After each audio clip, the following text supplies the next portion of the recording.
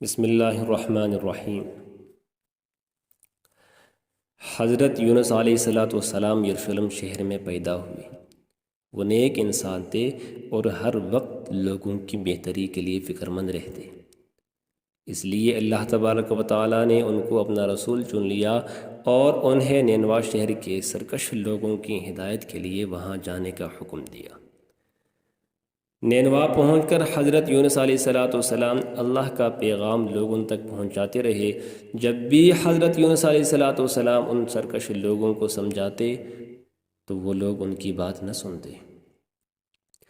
حضرت یونس علیہ السلام نے ان کو بار بار سمجھایا، برے کام چھوڑ کر نیک کام کرو اور اللہ تبارک و تعالیٰ کے عذاب سے ڈرو، لیکن ان نافرمانوں نے اپنے طریقے نہ بدلے۔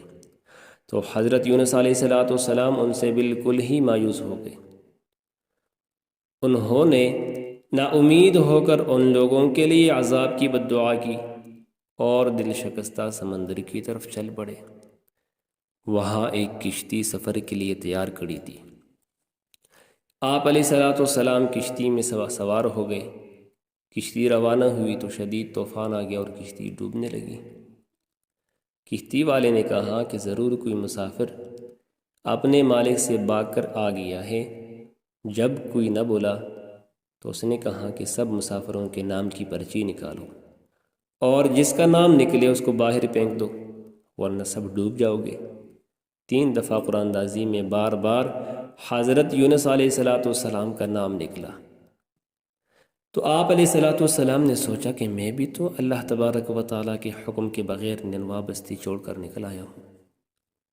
یہ سوچ کر حضرت یونس علیہ السلام نے سمندر میں چھلانگ لگا دی۔ اسی وقت ایک بڑی مچھلی نے انہیں نگل لیا اور وہ اس مچھلی کے پیٹ میں پہنچ گئے۔ حضرت یونس علیہ السلام مچھلی کے پیٹ میں زندہ رہے اور اللہ سے معافی مانگتے رہے۔ حضرت یونس علیہ السلام نے اللہ سے فریاد کی، یا اللہ، بے شک آپ کے سوا کوئی معبود نہیں، کوئی حامی نہیں، کوئی مددگار نہیں۔ یا اللہ، آپ تو ہر عیب سے پاک ہے، بے شک میں ہی ظلم کر بیٹھا۔ اللہ تبارک و تعالیٰ نے حضرت یونس علیہ السلام کی دعا قبول کر لی اور اللہ تبارک و تعالیٰ کے حکم سے مچھلی نے حضرت یونس علیہ السلام کو ساحل کے قریب باہر اگل دیا۔ یہ ایک ویران ساحل تھا۔ حضرت یونس علیہ السلام نہایت کمزور اور لاغر ہو چکے تھے۔ اللہ تبارک و تعالیٰ کے حکم سے ایک پلدار پیڑ سے ان کو غذا اور سایہ مل گیا۔ آہستہ آہستہ ان کے جسم میں طاقت آنے لگی۔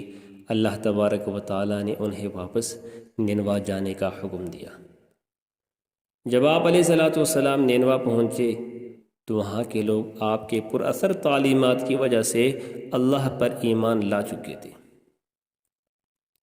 جس پر حضرت یونس علیہ السلام نے اللہ کا شکر ادا کیا اور انہیں اللہ کے دین کی تعلیم دینے لگے۔